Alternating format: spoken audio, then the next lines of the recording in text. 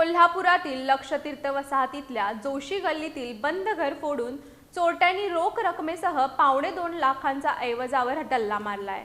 या घटनेची नोंद लक्ष्मीपुरी ठाण्यात झाली आहे।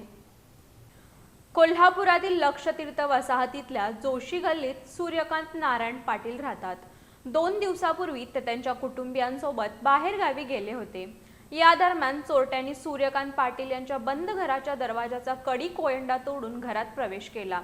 त्यांनी घरातील लोखंडी कपाटातील सोन्याचं घंटण, मंगळसूत्र, पेंडल, चेन, लॉकेट, वळे, बाली, सोन्याचं नाणं, मनगटी, बदाम तसंच चांदीचे पैंजण, वाळे, दिवे आणि 15,000 रुपये असा सुमारे 2.25 लाख रुपये किमतीचा ऐवज चोरून नेला।